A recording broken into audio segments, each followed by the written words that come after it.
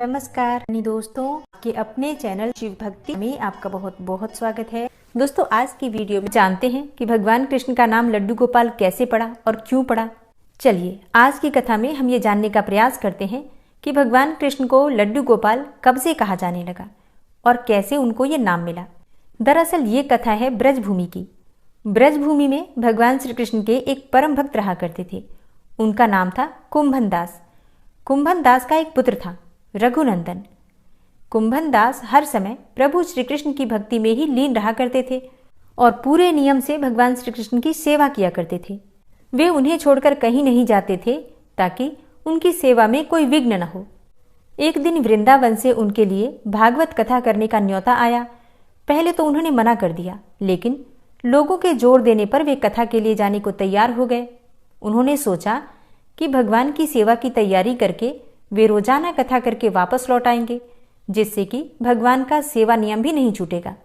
उन्होंने अपने पुत्र को समझा दिया कि वे भोग तैयार कर चुके हैं, तुम्हें बस समय पर ठाकुर जी को भोग लगा देना है। कुंभन दास ने अपने पुत्र रघुनंदन को समझाया और वहां से प्रस्थान कर दिए। अब जैसा उन्होंने कहा था, रघुनंदन ने बिल्कुल वैसा ही किया। रघुनंदन ने भोजन की थाली ठाकुर जी के सामने रखी और सरल मन से आग्रह किया कि ठाकुर जी आ जाओ और भोग लगाओ।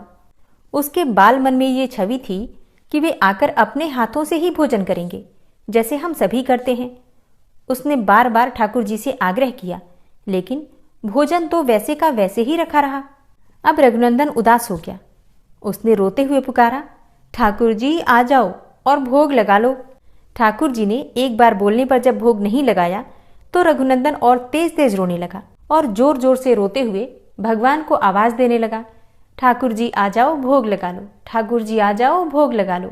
भगवान श्री कृष्ण, जो कि भक्तों के अधीन ही रहते हैं, उसकी सरलता को देखकर प्रसन्न हो गए और प्रकट हो गए। ठाकुर जी ने एक बालक का रूप धारण किया और भोजन करने बैठ गए। ये दृश्य देखकर रघुनंदन भी प्रसन्न हो गया। अब रात को जब कुंभन दास जी आए तो उन्होंने लौटकर अपने बेटे से पूछा, बेटा, तुमने ठाकुर जी को भोग लगाया था? रघुनंदन ने कहा, हाँ पिताजी, ठाकुर जी को भोग लगा दिया था। अब कुंभन दास जी ने प्रसाद मांगा तो पुत्र ने कहा कि ठाकुर जी ने तो सारा भोजन खा लिया। कुंभन दास जी ने सोचा कि बच्चे को भूख लगी होगी तो सारा भोजन इसने ही खा लिया होगा।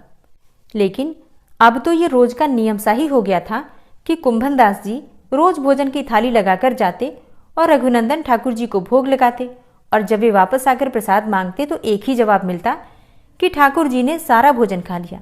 कुंभन दास जी को अब लगने लगा कि पुत्र झूठ बोलने लगा है।